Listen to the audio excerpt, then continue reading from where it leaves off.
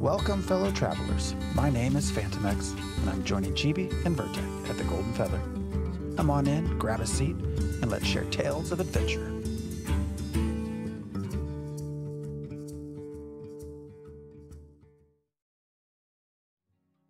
Well, hello, everybody, and welcome to the Golden Feather Tavern, where your hosts, Chibi and Vertec, discuss Ashes of Creation and important topics spoken about within the Ashes community. Every week, we invite you, the viewer, and a special Phantomex to pull up a chair, grab a pint, and join the conversation with us. Today is the 16th of April, 2024. We are on episode 203, and this is Phantom of the Alphas, starring our traveling bard joining us today, Phantomex. How are you today, friend? I'm doing well. Glad to be here. Good. Glad to have you on. We finally, if everybody's keeping track, we finally completed the set. We finally collected all three on here. It's taken us a couple years, but we got it. We made it happen. And of course, in case you don't know, oh, go ahead. As I say, that's quite the accomplishment. Absolutely. Yeah, in case those of you may or may not be familiar, the Phantomex is part of Theory Forge, which we'll let him talk about in a moment. But before that, Chibi, how are you? Doing pretty well. We got a couple of lights, so sorry for the delay. We were getting those set up still, and it's been a week, quite a week for both of us. Yes, it's only Tuesday. That does not stop it from being a week already. It is only Tuesday. Why is it only Tuesday? Also, Mad Hatter says you have to stop drinking the silent potion so that you can be heard. I refuse. I sip on it all day long. For today, we're going to be talking hopefully about some mobs in Time to Kill, as well as maybe getting around to the experience topic that we've been trying to get to, and a couple of other random topics, such as things that Ashes should not avoid doing or redo that other problematic MMOs have done, and some other dev discussion things. So yeah. But of course, the most important topic today is our guest, Phantom. I'm very, very happy to be here. So, honestly, I already told you this before on the forums, but I'm really excited to have you on because, like, you and I have a lot of similar viewpoints on things, and it's been very interesting to see where we agree and like what we agree on. Especially over the forum posts, and I don't know, I feel like it's gonna be a really good discussion today. So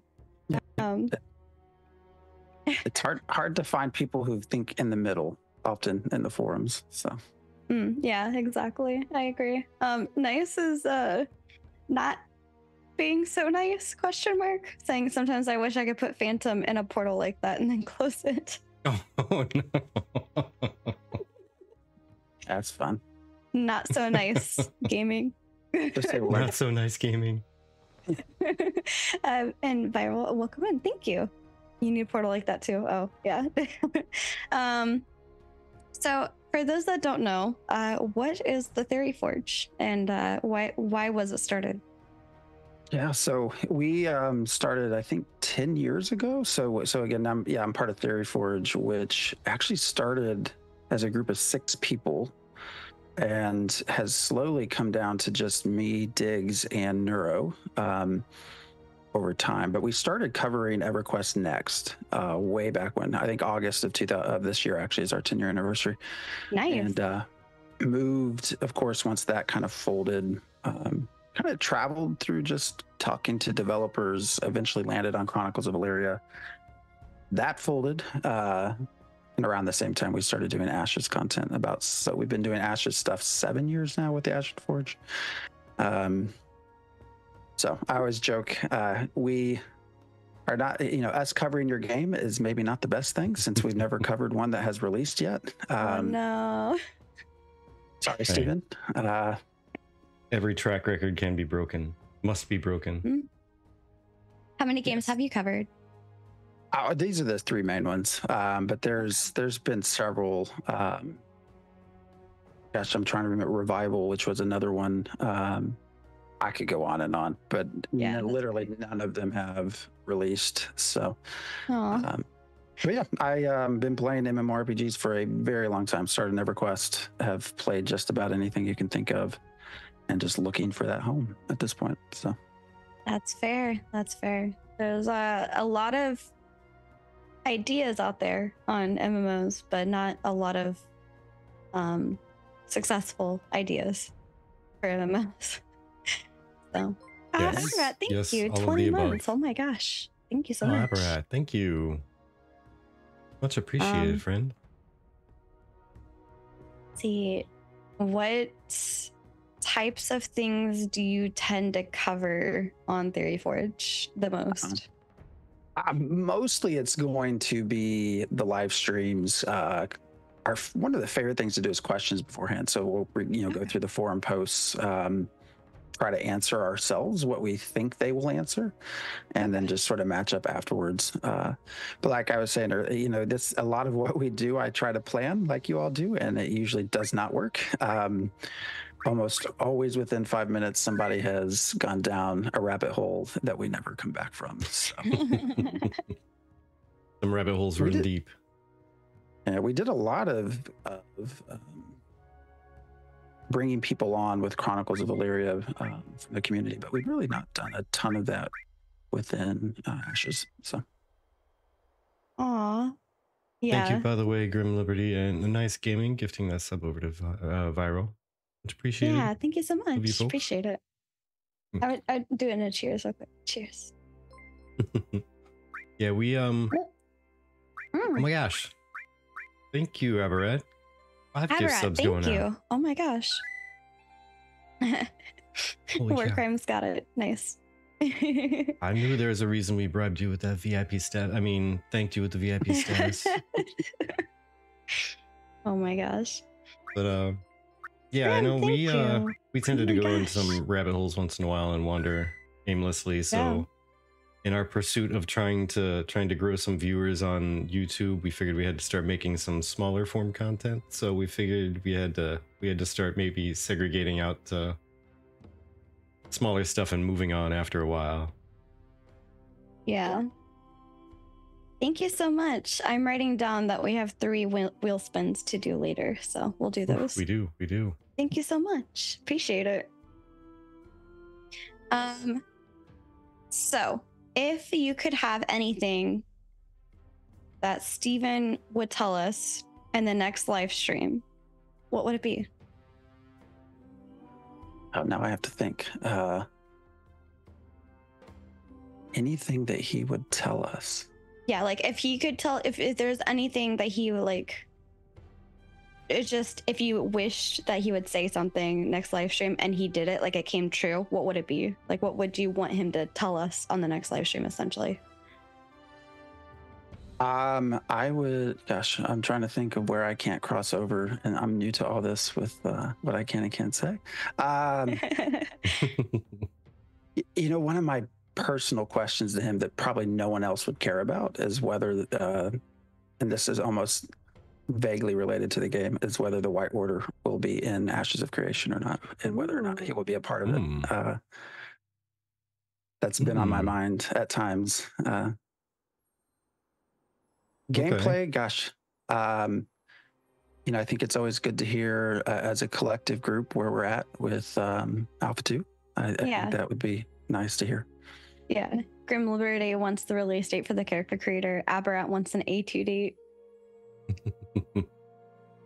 No, Phantom, what do you think? How much fun, well, first off, just because I forget, are you more of a PvP person, a PvE person, or are you like a heavy mix of both? I don't know if I'd say heavy. In the middle, I'm largely will PvE, but I've had a pretty big go around to PvP at times. Now, most of that's always been Battlegrounds instant stuff. So World of Warcraft was my life for years. Nice. Always like to say I was one rank below Grand Marshal before they changed their whole PvP ranking system way back. So I've had my fair share of PvPing. And so I think I'm more comfortable with it than maybe a lot of PvEers that are more traditional PvEers, but that's something I've kind of accepted at the beginning. So I'll probably do both. Ultimately, I would love to have my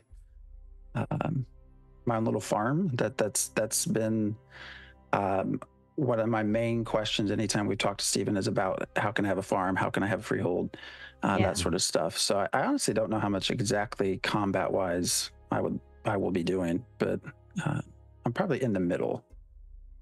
Nice. Okay.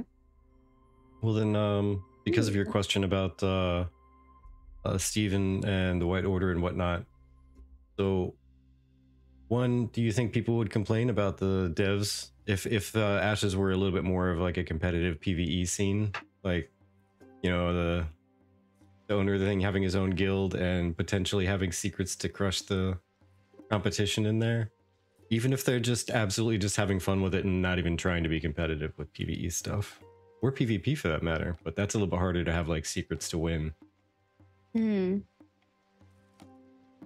Secret PvE guild. I think people would complain because people just like to complain, but Yeah.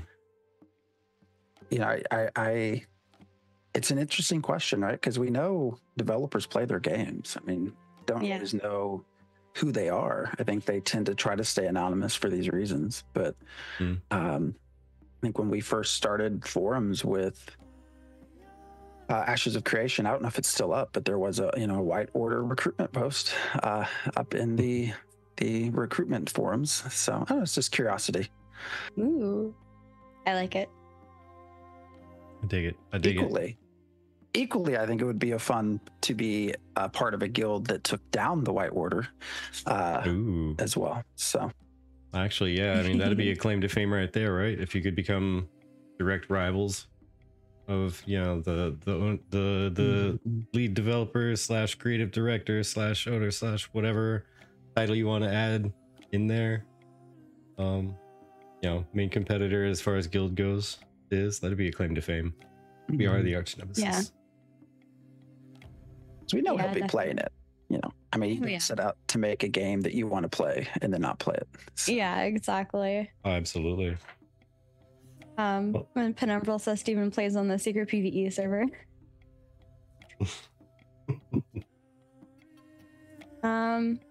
So if Vertech doesn't have any other questions for you. Oh, I could have plenty more. I can always have more. Okay. Well, do you? Well, there's only so much time though, so we can continue. We can continue.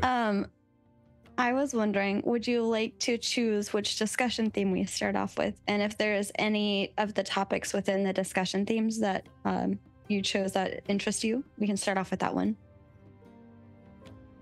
For me? Yeah.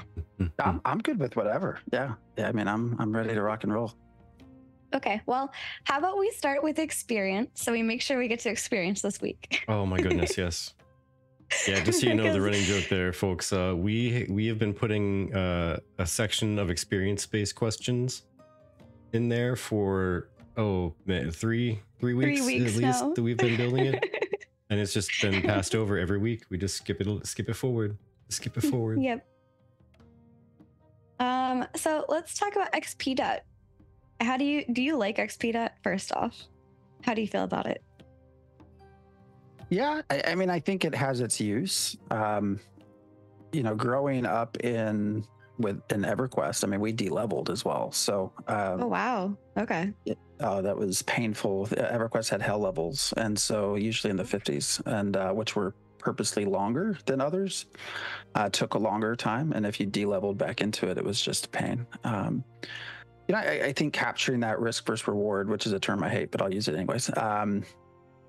Yeah, I mean, it makes sense. You know, I think it's curious. I guess it always will come down to just testing and how much debt and how easy is it to work off. You know, and the differences in the PvE, PvP sort of caravans and that sort of stuff that we accrue. Will be interesting to figure out, but I'm not against it. I think it makes sense. It's an easy way to add that risk in. Yeah, I am so very torn on it, and I really think it's going to be a balance issue for me. Like, it's going to come down to how it's balanced out on whether I enjoy it, whether I like the idea or not, mainly because I like the idea of risk versus reward. I like the fact that you have to weigh negatives along with positives when you choose to do something. However, when it comes specifically to player death, there are equipment durability you got to worry about. There are collected, and I believe even processed, maybe processed, not processed. No, just collected, like gatherable materials that you can drop. And then also the penalties are worse if you don't fight back, if somebody comes to attack you out of the blue in PvP. And potentially there's also going to be scaring you off from doing any difficult PvE content, because then there is, raid bosses in games, right?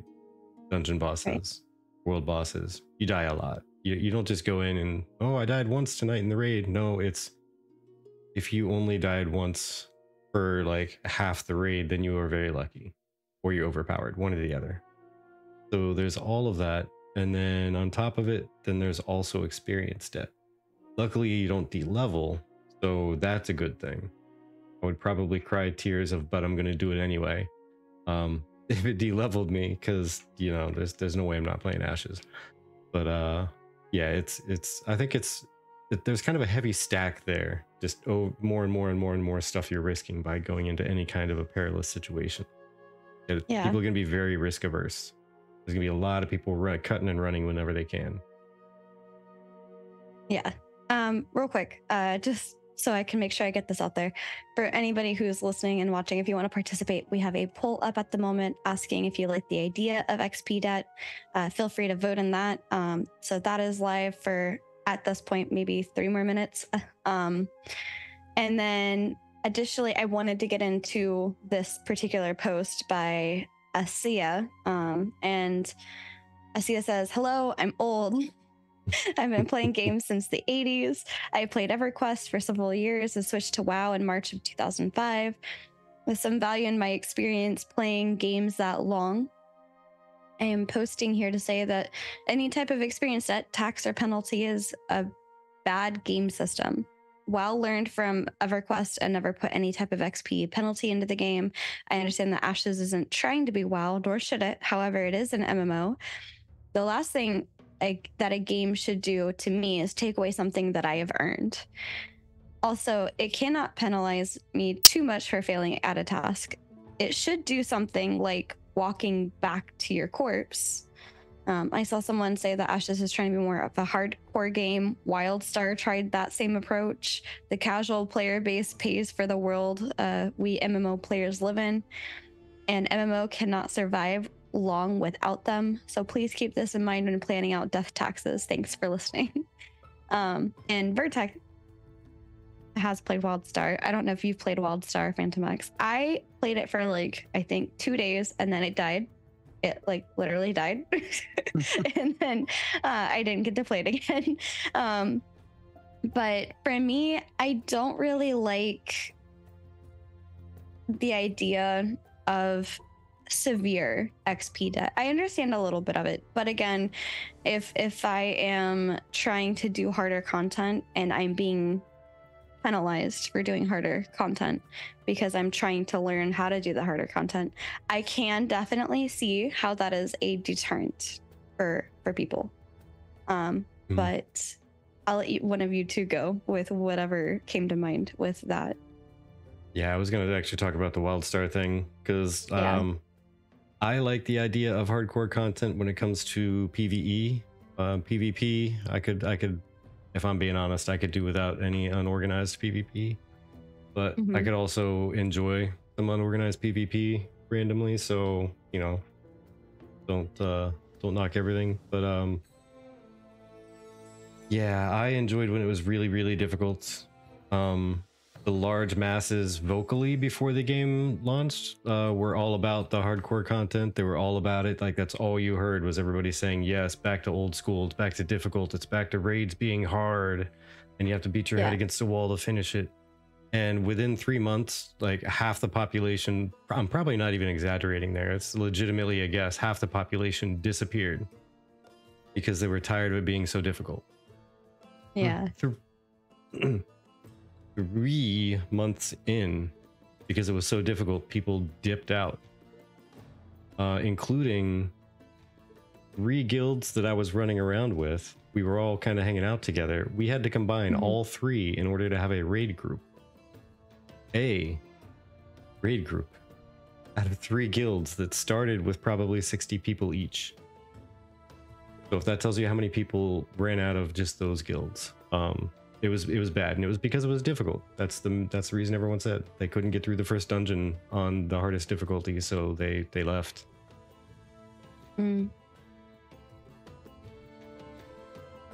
Phantom, what are your thoughts? Yeah, no, I think you both raised the obvious questions here, right? So, how do we learn? It just introduces a different style. And this is where the balancing will come in, because I know, at least when I've raided or done difficult dungeons, most raid groups learn by doing, right? So learning by doing, you often fail many times before you succeed, or at least consistently succeed. And so, yeah, having an EXP debt associated with that. Now we know, you'll have ways to remove some of that debt based off of who you have with you, but it's still, it could very well suck. I mean, that you're trying, like you say, you're trying harder content, like you should be, and you kind of get punished a little bit for it. And I actually kind of agree a little bit with the comment you read too. One of the things that will drive me nuts in the forums or on Discord is when somebody sort of gets really one-sided, and it's, usually it's in the context of PvP, but it's we don't want those PvP Andes here. Like they can, this is a PvX game. If you don't like it, don't come here. But I think that comment, I mean, when you look at historically at games, and as you just mentioned with, even with WildStar, like that crowd really makes a lot of these servers function. And to be so quick to kind of say, well, this isn't for you, I worry a little bit about that. And the hardcore nature as well. Yeah. Even if you say, no, come join us, we'll have a place for you, but then it doesn't fit a play style. I don't know. We'll see what happens. I actually want to grab attention to Zybak's comment on WildStar having stepping stones. So Zybak says, if WildStar had more stepping stone style of progression similar to World of Warcraft, The Burning Crusade, with Karazhan being easy, then moving to harder raids, it would have gone better. And I think that's an important thing to note. And it's also one of those things where I'm kind of hoping maybe as a cleric or as a bard, you had the ability to hopefully remove the XP debt, or a good chunk of it, for reviving them, instead of them going to revive themselves and then running back. But I think that, with the bosses having the AI functionality, right, where it's starting off however the boss is going to start off, and then as you fight it, it learns and it grows from that. I think that's going to be interesting. I am a little worried with that getting intense and then there being PvP as well, but I'm still curious to see how that whole thing will work. And I thought that was an interesting system that they suggested in the first place, because again, Ashes is very innovative. There's a lot of new things that they're trying with this, but again, Alpha 2 is the place to test all of this. It's the place to give our feedback on, how we're feeling with the XP debt and things like that. And I think that it's a great time and position for them to look at us trying things as Alpha 2 continues on. Because again, for those that don't know, Alpha 2 is a persistent alpha. So it's going to be lasting a lot longer than Alpha 1 did. Alpha 1 lasted about a month or so, and then it was down. Alpha 2 is going to go on. The server will persist later to be the PTR or the PTS. And I think that with having these things integrated over time and tested, I think there'll be plenty of time for feedback on the XP debt. And progression paths, right? And how you level. And that kind of takes me over to Chicago's post on alternate progression paths. Vertec, did you want to lead us in on this one? Yeah, actually, I was gonna also call out Zybak's point about, I think it was Zybak. Let me scroll back up here just to make sure I'm not talking out of my ear here. I fully drink the coffee. Yeah, saying WildStar was way too hard. It's one thing to have content, but it was largely inaccessible. And also there was another comment somewhere around up in here before the one I got. Yeah, it was about the what's the word? I can't find the comment here. But either way, the attunement, that was it. The attunements. That was from Viral. Viral said that. Yeah. The attunements, that is what really killed people, because they were trying to get into the raids, but they couldn't, because the attunement just, you had to go through and beat the dungeon on the hardest level or the hardest tier within a certain amount of time. Then you had to go do this at a certain amount of time with a certain quality, and then you had to go do this quest this many times, etc. And that's the part that crushed people. They couldn't even see a raid because they couldn't beat that first dungeon at the highest skill level. Yeah. Or difficulty level, I should say, not necessarily skill, but difficulty level. And I think that speaks volumes for having content that everybody can enjoy and making something, quote unquote, like something accessible for everybody. And that's why I keep saying I think World of Warcraft is onto something when it comes to tiering, but they just made it too accessible with like the look for raid and look for dungeon. And that kind of killed a little bit of the progression feel of going out there and making it happen.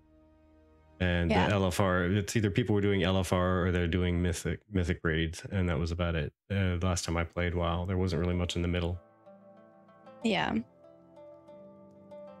And yeah, I agree, Zybak. Welcome in, Raka. Zybax says, I think people wouldn't have minded attunements for later raids. The biggest problem was that you just got thrown into the deep end, essentially. But yeah, I think casual people would agree that having something easier and then it to have the option to get harder is like the ideal mixture.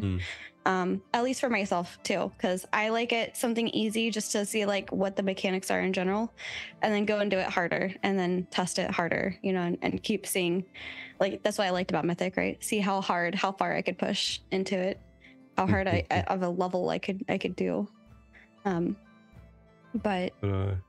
You'd mentioned progression. Yeah, so the alternate progression paths. So yeah, there was a post by Chicago talking about alternate progression paths, talking about after you hit the max level in Ashes, what's everyone's opinion on alternate progression paths to strengthen up your character. Talking about things like each new expansion added different progression paths. In Anarchy Online, like an Alien Invasion added 30 alien levels, something else added 20 shadow levels, etc. And I've always been kind of fascinated by the idea of something that can forever grow horizontally or in some other form, but I've always felt that that's kind of difficult to really obtain a system that does that and feels good and feels satisfactory, because at some point someone's always going to say, well, I don't feel like I'm getting stronger. Someone's always going to feel like they're not getting stronger, they're just getting more equipment is all they're getting. They're just getting this one thing that's going to end up being basically useless the next expansion that comes out, which is arguably the same thing that happens with gear, right? But yeah. What do you think there, Phantom? What's your take on alternate progression paths in general?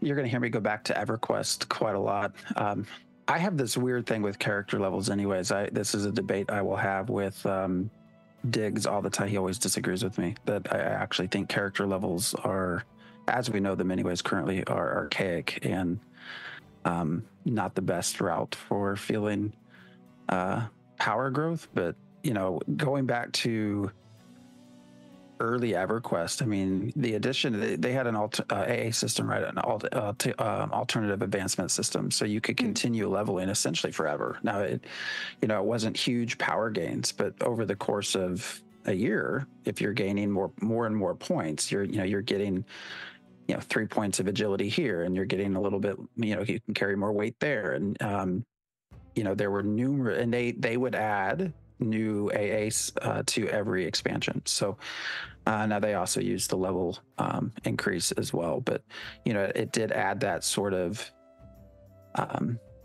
horizontal-ish, I guess almost like diagonal kind of progression, where over time you expand out, but you literally could almost always continue leveling, which was a nice part to it, so that you don't feel stagnant. But I'm also someone that would like to see systems more based in skills being used. So rather than I hit level 50, thus I get to have a new, some new spell.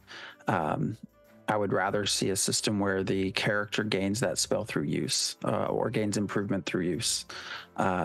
Or maybe the spell gains power because you've learned how to channel it better, or you're better. You have a better hit rate with your sword because you've swung it enough times. Your character has learned how to use it. Those are the sorts of character advancements I would like to see in more modern MMORPGs versus a traditional leveling system. I think over time you just run into the WoW problem, right? Where keep squishing it. Yeah, and they literally had to reset the levels. They had to go back down because they just could not continue going towards 200. I just don't like the leveling system anyways, as it is. Diggs would argue with me that RPGs are based on Dungeons and Dragons, and Dungeons and Dragons has a leveling system, and thus you could never remove it. I think you could. World of Warcraft's a great example. I think every expansion, rather than here's 5-10 extra levels, it's just here's a lore story playthrough, and as you play through the lore, you're learning new things as a character, and then you get to the end, and that becomes sort of your end game process. But I would love to see horizontal progression in many other ways than what we see them now. I'm really amazed that a lot of other games have not latched on to this sort of AA pathway that EverQuest had. Yeah, I personally haven't experienced anything other than leveled, so I don't have much of an opinion on this. But there is one thing that I do have more of an opinion on, and that is level caps. And we did see it with, like you mentioned, World of Warcraft, where they just keep increasing. And at one point, I was like, all right, we're 110. What's the next level cap? And then eventually I'm like, they're going to keep coming out with these expansions. Eventually we're going to be level 200. It's just where does it stop? Where does it become overly ridiculous? But on the same note, having a level 80 character being squished down to level 30 because they're squishing all the levels again, that also has a weird feeling. And I think that now might be a great time, especially with how innovative Ashes is, to consider alternate progression paths and ways to make yourself feel more, I guess, fulfilled in different manners. I mean, something that comes to mind is Horizon Zero Dawn. I don't know if she necessarily has a level, but I know that you definitely feel the difference when you level up your gear and your gear is stronger and you're doing more damage, or you're protecting yourself more, and you feel that without even knowing. Like, again, I don't even know if there's a level system there, because I just feel that. Vertec, do you have any other thoughts on progression paths? One of the big things that always kind of makes me really think about it, and if these paths, these alternate like horizontal progression paths are worthwhile, is no matter what you do, you're going to need to do something to get more powerful or to succeed at the next challenge, right? No game that I've seen out there anyway ever just goes, hey, this new expansion is the raid. The raid is your expansion. You're just going from one raid to the next raid. That's it. Yeah. Like, there's always some kind of story to level you up, to make you gain experience of the world, or of what's happening in the story, or actual numbered character experience to grow and get legitimately stronger. The ones where you don't get character experience to get to grow levels, you end up needing to go out and collect this gear, or get these powers, or get this thing. So you have to work and strive and move forward and onward. to get stronger. So Yeah. I've always kind of felt it's almost like adding extra complications just to make it not seem like all you're doing is trying to power level a character. But Yeah. instead it's adding complications. Now you can add some interesting things in there, but when it becomes like the basis of that is the only way you're going to get stronger, then it's just, okay, so now when somebody wants to play catch up and join their friend in this new game they like, they're going to have to go level from 1 to 50, and then they have to go get all of their fire power from this next tier, and then they have to go get their shadow powers from this next one, then they have to get their legendary armor from this next tier, and then they have to go get their legendary whatever from this other tier, and then they have to go get these spirit skills from this other tier. And don't forget they have to go back in time and they have to save the whatever to get this super legendary weapon that ended up being shattered at some point in time, but they need it to save the future or whatever. But it just becomes a lot of that instead of just completing the story, and by completing the story you're gathering random pieces of gear as rewards, and then you're stronger. Yeah. So that's why I'm always I'm torn because the other like horizontal and whatnot growth, it does make it feel more interesting, but at some point it's are you making it more complicated for somebody to catch up with? Because I always thought, and maybe since you like the alternate paths there, Phantom, maybe you'll be able to give a different viewpoint on this, but what if a leveling process, because everyone complains about power creep and experience creep, and suddenly it's going to take you 9 years to get up to max level, right? Well, what if there was a power shrink, I guess, every expansion, where you get to level 50, you stay level 50, but everything's power gets dropped down, including yours, so you're still relatively the same power as everything on level 50, but now you have 10 more levels that you got to go gain to get back to get maybe a little bit more powerful, or whatever, something along those lines where it gets squished down in an invisible fashion, so to say. Like experience required to get there shortens down, so it'll take the same amount of time to go from 1 to 60 with the new expansion as it did to get from 1 to 50 in the first release. Yeah, I mean, that's certainly a way to try it. That's another way to look at it. I'm at a point where I would love to test anything different just to see what it feels like. Another possibility that I don't think anyone has ever seriously looked at, I guess Chronicles of Valyria had considered it, but was player death. Does your character, and I'm not advocating for this, but you have a new expansion and your character just ages and dies, and your new character assumes traits from your previous one, so you don't lose everything. You maintain, but you are depowered essentially with a new character. So kind of just a different way to think of what you mentioned as sort of squishing down. I think you make a great point about people coming back to the game or new friends, like having to gain up to power in you is frustrating. Well, I got to go play 50 levels in an area that no one else inhabits. So I'm essentially a one-player. It's a one-player game until I get to max level. But no, I like that idea. I'm up for anything that's not traditional. So yeah, same. I want to see something interesting.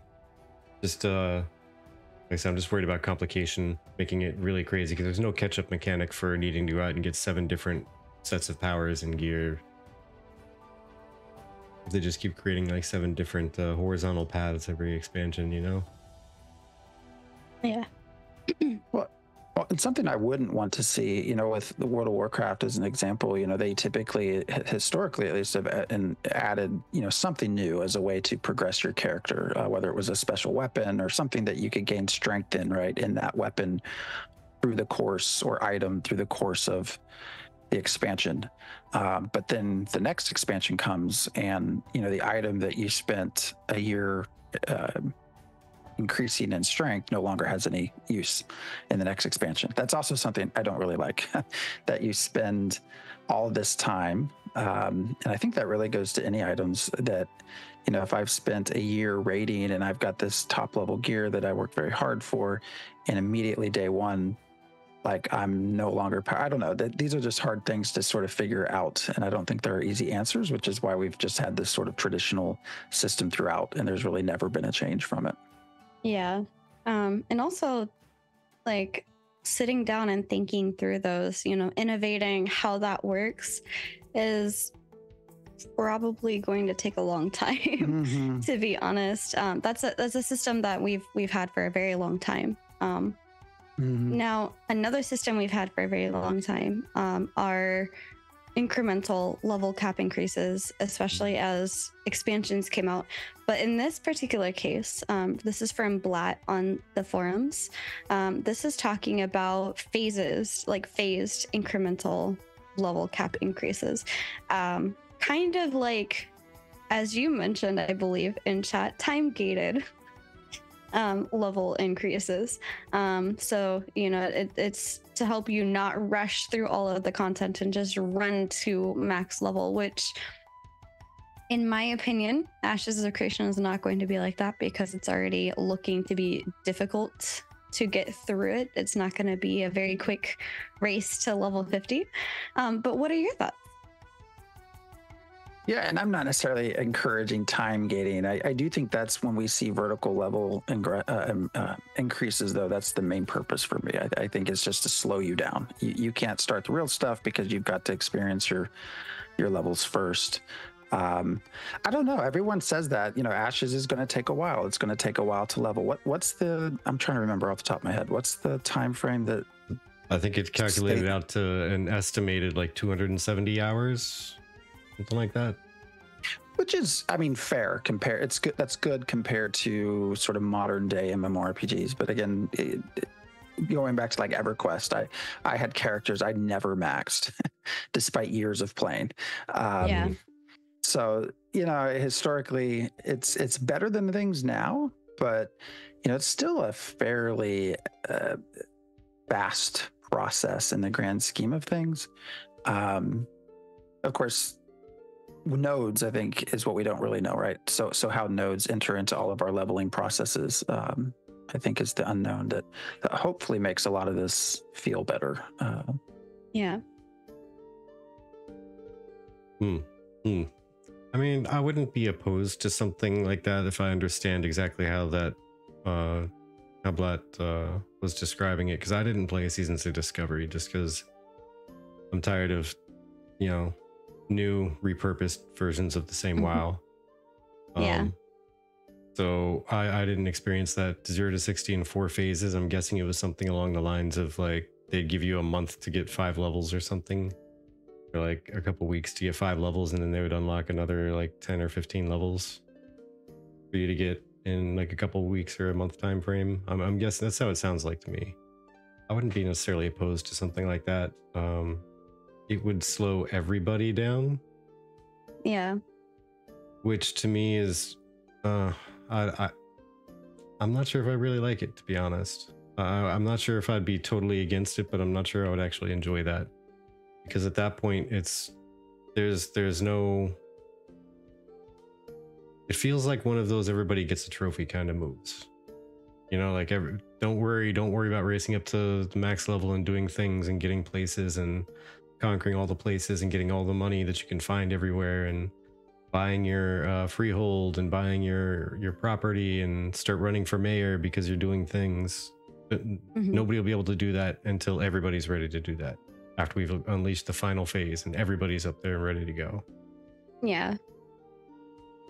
And that's like another good point. Like, my question to you, like just the audience, is, do you want something that's time gated like that, where it slows down everybody's gameplay so that it feels like everything is the game instead of the end, like level cap is the game, end game is the game?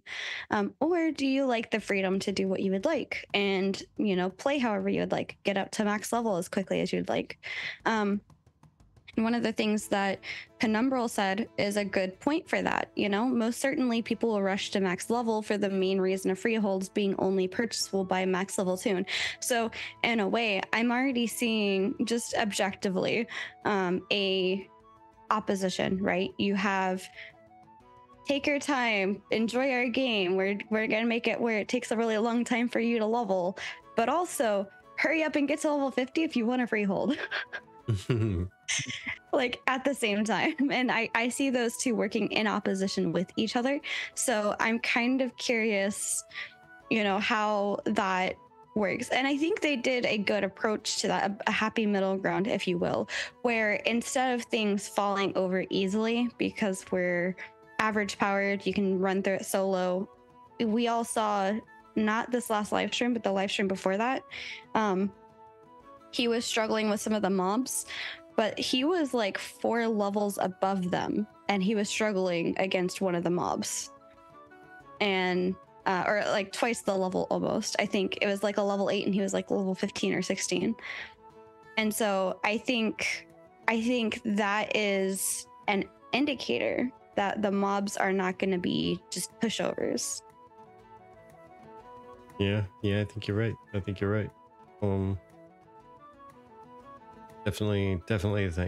a thing.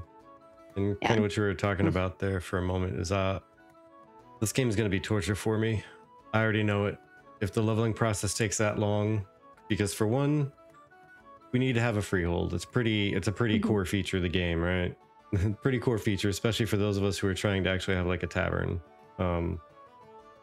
So I'm going to be speed pushing through, possibly not reading any quest and whatnot for my first character, just to make sure we can get a freehold. I'm also an altoholic, so my next like 2 characters are going to be spent just reading all of the quests.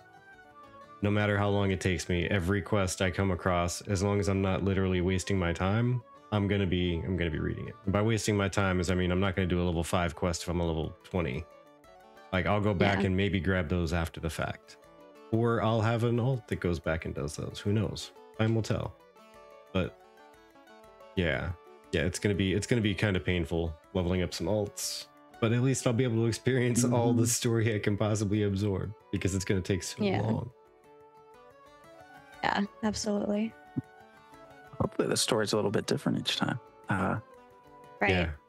Kind of what I'm looking forward to. Progressing that whole time. Yep. Yeah. Yep. Exactly. You know, the time stuff, you know, I tend to, I guess it's how it's done. You know, if we're talking a pure leveling process, like experience points as a function of time, that's different. But if there are other limits, you know, I tend to play in chunks of time. So I certainly have played games where like you reach a point and it's like, oh, you're done for the day. There's nothing more you can do here. You can't gain any more power. And that always would drive me nuts. And that sort of time gate I hate, because that's not being respectful of a player's time, like what they actually have to play. The thing that made EverQuest work with how long it took to gain max level and then all of these AAs was that they also just had stuff to do the whole way. So you know, you could start raiding at level 30, level 40. You know, you didn't have to wait until 50, 55, 60 to start raiding. There was hard, difficult content to do the entire way. So you didn't really care so much because you had stuff to do. And again, that's hopefully where nodes fit into this process, where there's always going to be something to do. There's always going to be something to kill and some monster that you know is threatening your area. But you know, because that's really what makes a slower leveling process work, is just giving players those carrots to where they don't care, because they're still busy. They're still doing stuff. I feel you on the freehold. I only thing I've ever wanted to do was have a farm. I think our very first interview with Steven, it was like, hey, what do I do to get a farm? And like, that's the only questions I've ever asked.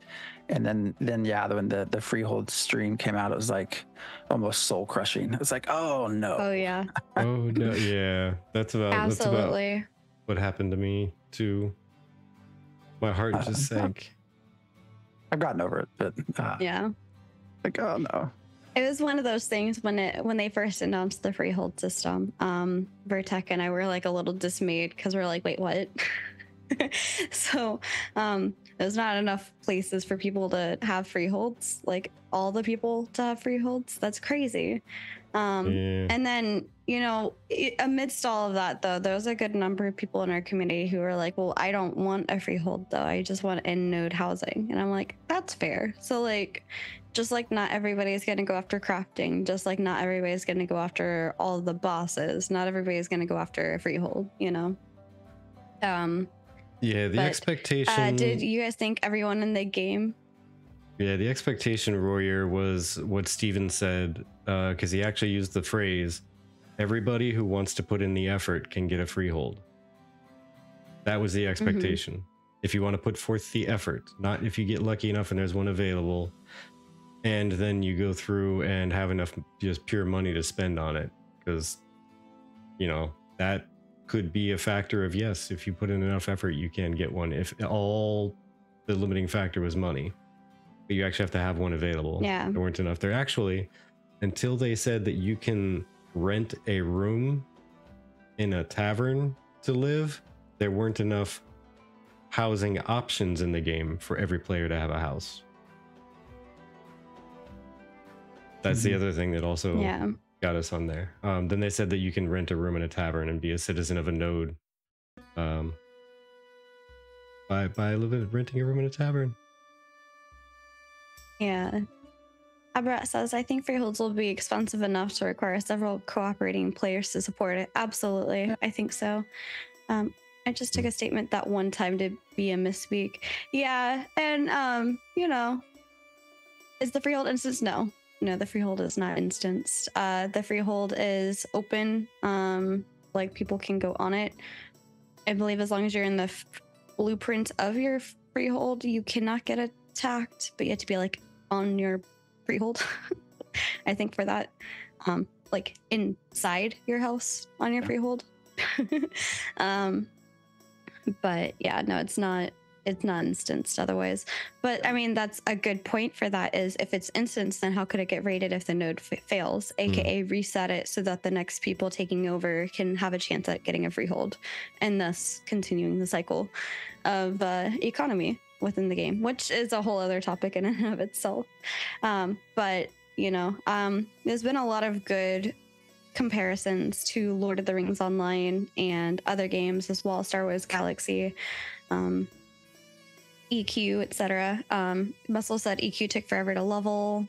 And then I believe it was Baby Grim that was talking about Star Wars Galaxy Lord of the Ring Online and being like, I don't even know, a crazy high HP doing a crazy amount of damage.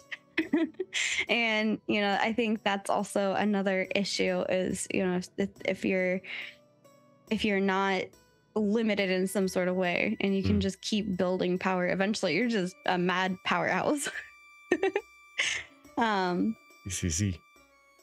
But yeah, I mean, I think there's a lot with the different classes that you can play, but I think in general it would be interesting to see how experience gets handled over time with Ashes as it continues to evolve. Everything is not here to stay. It's up for debate and conversation and testing, obviously. But we are at 50 minutes. So I think we're here at the end of our show. One last thing related to Ashes is the dev discussion poll that came up. I don't know if you saw it, but Vaknar posted this on the forum saying, we've all been there deep into an intense session when suddenly the need to access our inventory or backpack pops up. Which key do you reach for? Is it I for inventory or B for backpack? And I think they're trying to figure out like which key bind people would prefer. And do you stick with the default key bindings or do you like to customize them? I don't really have a preference for I or B. Just tell me which one it is and I'll use it. But do you have a preference? And if not, do you change your key binds to fit whatever works for you? No, I don't really have a preference. Actually, I was going to say that everybody's just going to key bind it how they want it anyways. I think my tongue-in-cheek reaction to this on Twitter was, what I forget how I worded it, like what what is this bee madness? Like who actually uses bee? Knowing that I think World of Warcraft is the one that uses bee for backpack. But Yeah. I would go with I for inventory and let everyone else do whatever they want. I'm not a big keybind person. It's pretty rare that I switch things around. So Thank you. Cheers. IGs, thank you. Much appreciated. Yeah, Tier same. 1 subs. I will say I is the winner by far. It's like 70-30 split. So 70 for I. Yeah, I'm all about I because it's an inventory I'm opening. And it's gonna include all my inventory instead of, I mean, I know you could say it's all my bags, but B is also much closer to my hand that's gonna be on the keyboard, so I could maybe use that as a hotkey for something. And it's a lot closer than having to look down and figure out where I is. I can just kind of boop really quick. It's right there by the space bar. I can maybe even hit it with my thumb if I don't care about hitting space at the same time. Yeah, Sir Unsington, I wanted to pull this from our Discord. Sir Unsington said the inventory pull starts with you've screwed up and forgot to manage your inventory while you're deep down in an expedition. Forget I or B, why didn't you manage your inventory before you left town? That's the real question. And then I was like, everybody knows you drop off mats in town and re-up on food and pots before going out. And then a few people were like, I would never exclude Matt like that. Why would you do that to Matt? Oh Silly no! people. Oh, okay. Silly I see people. it. Yeah. Rude, but How yeah. rude. What's with all the tab freaks? Wow, I'm a tab target person. I like it. no, that's my point. Like the tab for to open your inventory. It's like, well then, how are you going to play the game? You got to tap to your targets. Yeah. Yeah, Well, if you're yeah. playing action, having the ability to rebind I tab to bag, that would be cool. But yeah, is there anything that you want to recap on, or you want to like closing thoughts on? No, I just this is a lot of fun. Thanks for inviting me. And Nice. yeah, the only thing on Sundays, I should get my Yes. times right. 9 p.m. Eastern, 6 p.m. Pacific is when the Ashen Forge is on. So That's their links. yeah. And I think many people have a fun time talking with Diggs. So the Notorious Diggs is there every Sunday. I know Aberrat, you definitely do in chat there. But no, this has been a lot of fun. So you are definitely one of the more fun groups to watch do this. So. Oh, thank you. Oh, well, thank you. And Thank I'm you. so glad we were finally able to get you on. It's been forever. I just, like Vertex said, we finally caught you all. Get you. But no. And I happen to be wearing a Pokemon shirt. So Yeah, exactly. Hey. But no, I would love to do this again at some point, and I'm very excited to see what Alpha 2 has for us in store. So. Now, before I close out, who do you think we should raid over to? Well, we have Loreforged who is live. We also have Nice and Is There No One Else who is live with their podcast as well. So if I don't see any suggestions in the chat, I'm just gonna pick somebody. You can also guide the raid if you have enough points to just tell us who to raid. But yeah, for town, roll a d3. If it's 1, you have to re-roll. Roll if it's 2, then we'll. Oh no! If it's 1, is there no one else? 2 is Nice, and 3 is Loreforged because there's 3 of them on there. Nice. I love that. That's actually funny. I mean, Nice did say he wanted to put me in a portal and close it. So That's true. Just throwing that out there. That's true. Yeah. True. Guest has slightly guided the raid. It's either Is There No One Else or it's Loreforged. It's Okay. not going to Nice. Like, The not nice gaming. which, is technically fine because I think we rated Nice last time anyway. We did. All right. Oh no, he's gonna blame this on me. I will do a flip of the coin while you do the closing. All right, that works. Well, thank you everybody for hanging out. Thank you, Phantom X, for showing up and chilling with us here. Much appreciate your conversation. Much appreciate your insights and viewpoints.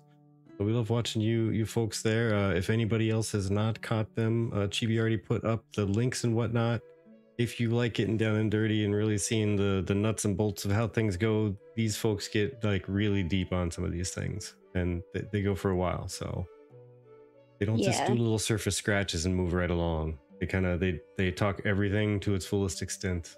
And hey, he was talking about going down rabbit holes earlier. Rabbit holes are fun to explore. There's a reason we do it, right? Yes. And Nero will leave you wondering what's going on. We are going to wander on over to the Owl Tavern, Owl Rest, the Hoot, the Hootie Sleepy, Hoots. the what was it? The Sleepy Owl. Sleepy Owl. Yeah. Sleepy Owl. Yeah. Thank you, everybody. You could have been doing anything with your time. Could have been anywhere, doing anything with anybody, doing whatever you wanted. You chose to spend the time here. It's the most valuable currency you have, and you do not get refunds. So we appreciate it. Mm-hmm. Do we see you next time? We'll see you next time. The Hooters. Take care. We'll see you next week. Bye-bye.